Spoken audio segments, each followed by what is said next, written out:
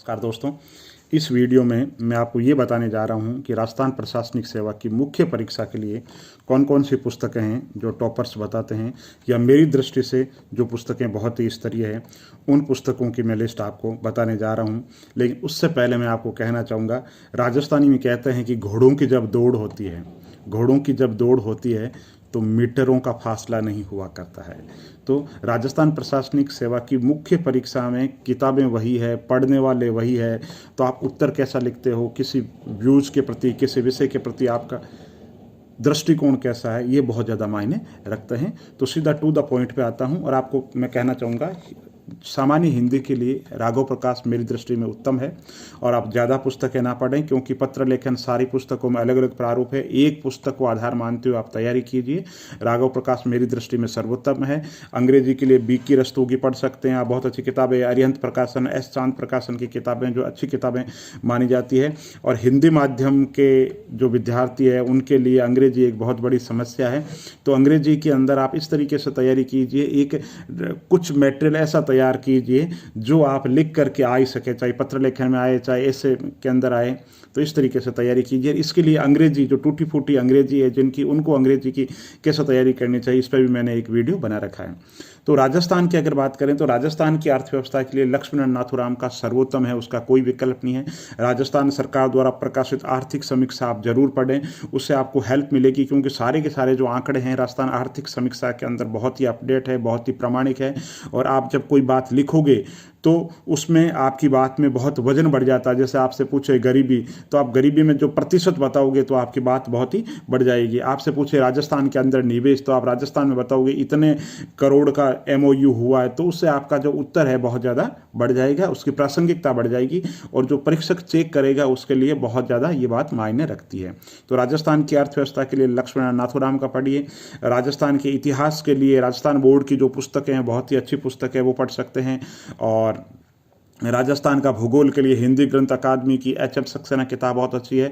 Doctor Bhalla sir की पुस्तक है, वो भी बहुत अच्छी है। राजस्थान की सांस्कृतिक परंपरा, राजस्थान की कला और संस्कृति के लिए जय सिंह नीरज बहुत ही अच्छी पुस्तक है, आपको पढ़ना चाहिए। और राजस्थान सरकार द्वारा प्रकाशित सूजस पत्रिका आपको पढ़नी चाहिए, उसके शॉर्ट नोट्स बना लेने चाहिए। तो राजस्थान की अर्थव्यवस्था, भूगोल, इसकी बात हो गई। राजस्थान की जो समसामयिकी है तो उस पर दोस्तों मार्केट के अंदर मटेरियल कम मिलता है, तो वैसे तो आप राजस्थान पत्रिका पढ़ सकते हैं। परीक्षा के पूर्व अगर आप रिवीजन करना चाहते हैं तो लक्ष्य गाइड और एक मूमल गाइड है ना, जो प्रकाशित की जाती है। और क्योंकि राजस्थान करंट का मटेरियल कम छापते हैं, कम प्रकाशक छापते हैं, तो मूमल जो मेरी दृष्टि से पत्रिका है वो ठीक ठाक स्तरीय पत्रिका है। और उसको भी आप शॉर्ट में कर लीजिए, क्योंकि उसमें भी बहुत सारी चीज़ें अनावश्यक दी गई है। तो आप देख लीजिए, परीक्षा की दृष्टि से महत्वपूर्ण व्यक्तित्व और महत्वपूर्ण योजनाएं उस किताब से आप अच्छे तरीके से तैयार कर सकते हैं।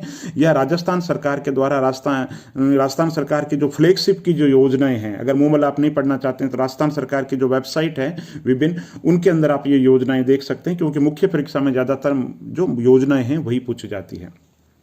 इसके अलावा अगर आप राजस्थान जीके के लिए गाइड पढ़ना चाहते हैं तो राजस्थान आज तक, पुष्पा शर्मा, दिनेश शर्मा बहुत अच्छी किताब है।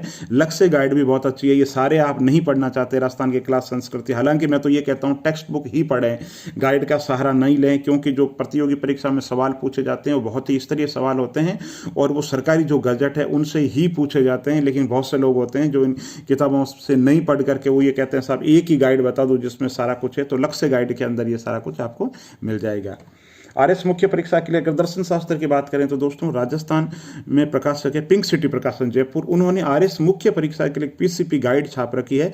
तो वैसे तो वो RS मुख्य परीक्षा में जब वैकल्पिक विषय हुआ करते थे तब वो काम की हुआ करती थी, लेकिन उसमें जो प्लेटो का न्याय है, कांट का सिद्धांत है, गांधी का दर्शन है, योग दर्शन है, तो वो आपके लिए बहुत उपयुक्त हो सकता है, क्योंकि उसमें सारी जो सामग्री है 15 शब्द में, 50 शब्द में, 200 शब्द में दे रखी है। तो आप उसको अगर एक बार पढ़ लेंगे तो आपके लिए बहुत ज़्यादा उपयोगी हो सकती है, ऐसा मेरा मानना है। बाकी दृष्टि जो कोचिंग है विकास दिव्य कीर्ति सर की, उनके जो नोट्स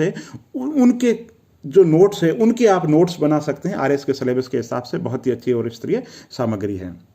लोक प्रशासन की अगर बात करें तो एम लक्ष्मीकांत पुस्तक की, जो एम लक्ष्मीकांत की जो सामान्य लोक प्रशासन है, लोक प्रशासन के सिद्धांत पुस्तक है, बहुत ही अच्छी पुस्तक है, जो आरएस मुख्य परीक्षा में जो लोक प्रशासन का जो पाठ्यक्रम है लगभग पूरा कवर करती है। और इसके अलावा अगर आप गाइड देखना चाहते हैं तो राजकुमार कस्बा जी, जो राज्य प्रशासनिक सेवा के खुद अधिकारी आरएस ऑफिसर हैं, उन्होंने भी किताब लिखी है, बहुत अच्छे तरीके से किताब लिखी है। वो किताब भी राजकुमार कस्बा सर की आप पढ़ सकते हैं।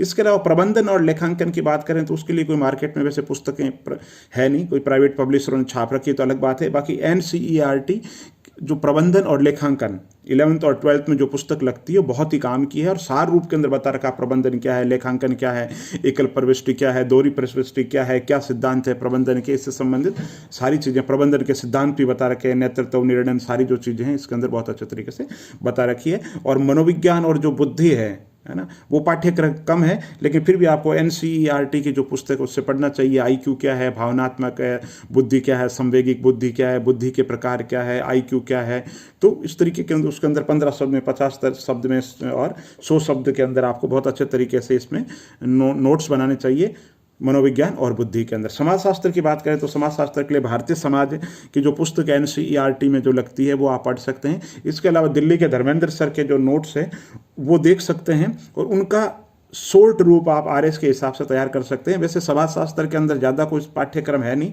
उसमें वही भारतीय धर्म, अर्थ, काम, मोक्ष, पुरुषार्थ की बात है, संस्कृतिकरण और समाजीकरण, इस तरीके छोटे छोटे जो टॉपिक है वही टॉपिक है।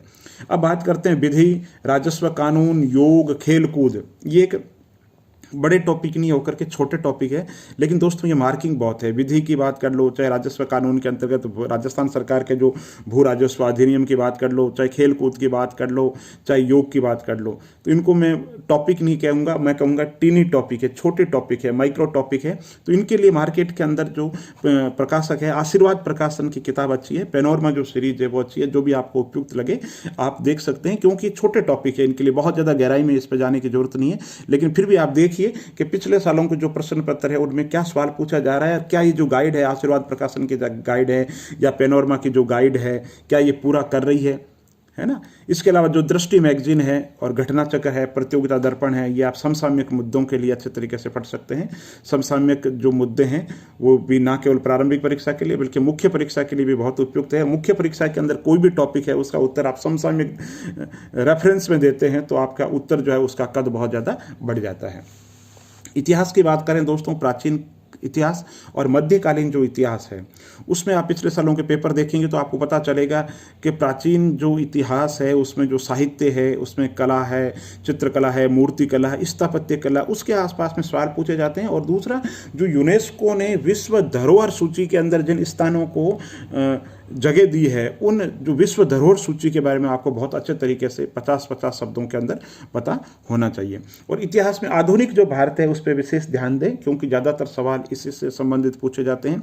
तो आप क्रिप्स मिशन है, कैबिनेट मिशन है, आज़ाद हिंद है, स्वराज पार्टी है, गांधी जी का असहयोग आंदोलन है, गांधी जी का दांडी मार्च है, भारत छोड़ो आंदोलन है, पूर्ण स्वराज से संबंधित बात हो गई, 1857 की क्रांति से संबंधित हो गई। इसके अलावा प्रमुख किसान आंदोलन हो गई, प्रमुख जनजातीय जो आंदोलन हो गई, तो उनको आप 50-50, मुस्लिम लीग हो गया, भारत का विभाजन हो गया, इन सब सवालों को आप बहुत अच्छे तरीके से 50-50 शब्दों के अंदर लिख करके तैयारी कीजिए। और स्पेक्ट्रम गाइड इसके लिए मेरी दृष्टि से बहुत ही ज़्यादा अच्छी किताब है। भारतीय संविधान और राजनीतिक व्यवस्था की बात करें तो एम लक्ष्मीकांत जो पुस्तक है उसका कोई विकल्प नहीं है, बहुत ही अच्छी पुस्तक है। और उसमें जो दे रखा है उसको और अच्छे तरीके से आप शॉर्ट रूप में तैयार कर सकते हैं, क्योंकि जैसे उसमें नियंत्रक महालेखा परीक्षक है, बहुत ज़्यादा दर्ज दे रखा है, तो आप नियंत्रक महालेखा परीक्षक को सिर्फ 50 शब्द में और 100 शब्द के अंदर इस तरीके से नोट्स बनाइए। भूगोल की बात करें तो भूगोल के लिए एनसीईआरटी बहुत अच्छी है, मैप पर विशेष ध्यान दें। हर सवाल में मैप से, चाहे छोटा सा एक सांकेतिक की मैप होना चाहिए, हर टॉपिक पे मैप बनाओ। भारत में सूती वस्त्र उद्योग पूछे तो मैप, भारत में बंदरगाह पूछे तो मैप, भारत में नदी परिवहन तंत्र पूछे तो मैप, भारत की बहुउद्देशीय परियोजनाएं पूछे तो मैप। इसी तरीके से राजस्थान के भूगोल के में भी, विश्व के भूगोल के अंदर भी मैप पर अच्छी दृष्टि विकसित करो। हर सवाल जो भूगोल के अंतर्गत पूछा जा रहा है उसका उत्तर जो है आप मैप से देने की कोशिश करो, बहुत ही अच्छा रहेगा। और एनसीईआरटी इसके लिए है ही। महेश बर्णवाल की पुस्तक एक इंटीग्रेटेड बुक है जहाँ एक ही जगह पर आपको सारा मटेरियल मिल जाएगा। इसके अलावा आपके पास तो मिलेगा नहीं, प्रतियोगिता जगत में एक मैगजीन है सिविल सर्विसेज क्रॉनिकल, उसका एक विशेषांक है भूगोल का विशेषांक है, बहुत अच्छा विशेषांक है। जब हम पढ़ते थे, अब है या नहीं है, आप सिविल सर्विसेज क्रॉनिकल पत्रिका के ऑफिस में नोएडा में फ़ोन करके पता कर सकते हैं। उनका जो पर्यावरण का जो विशेषांक है, भूगोल का जो विशेषांक है, बहुत अच्छा विशेषांक है, आप पढ़ सकते हैं। और भारतीय अर्थव्यवस्था की बात करें तो प्रतियोगिता दर्पण का अतिरिक्त अंक है, बहुत ही अच्छा अंक है और बहुत कम लोगों को पता होगा। राजस्थान की अर्थव्यवस्था लक्ष्मीनारायण नाथुराम का बहुत पॉपुलर है, लेकिन सर की भारतीय अर्थव्यवस्था जो पुस्तक है वो अगर आप समय मिले तो जरूर पढ़िए, क्योंकि उसमें मुख्य परीक्षा में अर्थव्यवस्था से संबंधित जो सवाल पूछे जाते हैं उनके अच्छे तरीके से उत्तर देने में, जैसे लोग उपक्रम घाटे के अंदर क्यों चल रहे हैं, कृषि पिछड़ा क्यों है, औद्योगिक रूप से भारत पिछड़ा क्यों है, भारत में विदेश व्यापार की क्या ट्रेंड है, नियोजन के इतने सालों में क्या किया गया, इस तरीके के जो उत्तर देने में बहुत अच्छी हेल्प करेगी लक्ष्मीनारायण नाथुराम का की भारतीय अर्थव्यवस्था की पुस्तक। और विज्ञान और प्रौद्योगिकी की अगर बात करें दोस्तों, एनसीईआरटी के जो टॉपिक है वो वहाँ से तैयार कर सकते हैं। बाकी विवास पेनोरमा दिल्ली का एक प्रकाशक है, वो साइंस टेक्नोलॉजी पे बहुत अच्छा मटेरियल जो है वो छापता है, तो आप वो पढ़ सकते हैं। इसके अलावा विज्ञान प्रौद्योगिकी के अंदर भी आप देखिए पिछले सालों के अंदर क्या पूछा जा रहा है, क्योंकि मुख्य परीक्षा में अब तथ्यात्मक जो चीज़ें हैं वो तो साइंस में आपको कम पढ़नी है। अब नैनो टेक्नोलॉजी हो गया, बायोटेक्नोलॉजी हो गया, स्पेस टेक्नोलॉजी हो गया, अंतरिक्ष प्रौद्योगिकी हो गई, मिसाइल जो टेक्नोलॉजी है उसके अंदर क्या हो रहा है, ट्रांसजेनिक जो पौधे हैं वो क्या है, या बायोटेक्नोलॉजी का दैनिक जिंदगी के अंदर क्या है। जैसे वर्तमान के अंदर कोरोना बहुत चर्चा के अंदर, तो कोरोना से संबंधित जो वैक्सीन है, कोरोना से संबंधित जो टेक्निक है, कोरोना से संबंधित जो जांचें हैं, उन पर आप अच्छे तरीके से पकड़ बनाइए, क्योंकि मुख्य परीक्षा में हो सकता है कोरोना और स्वास्थ्य से संबंधित कोई सवाल आपको पूछे। तो इस तरीके की विभिन्न जो जांचें हैं वो आप पता होना चाहिए। विज्ञान की पर्यावरण पे भी विशेष तरीके से ध्यान होना चाहिए। तो मोटा मोटी दोस्तों मुख्य परीक्षा के लिए ये पुस्तकें हैं, और अगर कोई छूट गई है तो अगली बार हम चर्चा करेंगे। पढ़ते रहिए। मुख्य परीक्षा के अंदर नोट्स बनाना बहुत ज़रूरी है, जो भी पढ़ो नोट्स बना करके पढ़ो, और अच्छी और स्तरीय जो पुस्तकें हैं वो पढ़ो, और उनकी लुगदी बना करके, लुगदी का मतलब लुगदी नहीं, उनका सार तत्व बना करके, एसेंस जिसे कहते हैं, अमृत बना दो पुस्तकों को। लेकिन वो अमृत कब बनेगा? वो अमृत तब बनेगा जब आप उन पुस्तकों को मथोगे। कैसा आप नियंत्रक महालेखा परीक्षक आपने पढ़ रखा है तो उसको सिर्फ आप 5 पंक्तियों के अंदर नियंत्रक महालेखा परीक्षक को कर दो। भारत में राष्ट्रीय एकीकरण, भारत में चुनाव सुधार है, चुनाव सुधार बहुत बड़ा टॉपिक है, लेकिन आपको इस तरीके से इतने शॉर्ट के अंदर बना लो कि सीधा आप परीक्षा के अंदर लिख करके आ जाए।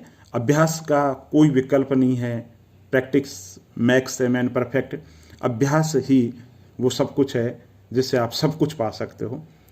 वीडियो को लाइक कीजिए, चैनल को सब्सक्राइब कीजिए, और अगर अच्छा लगे तो शेयर कीजिए, ताकि आपके और जो साथी हैं वो भी इस ज्ञान से या इस बात से, जो भी है, जैसा भी ज्ञान है, इससे कुछ न कुछ या ग्रहण कर सके या किसी न किसी रूप में लाभान्वित हो सके। बहुत बहुत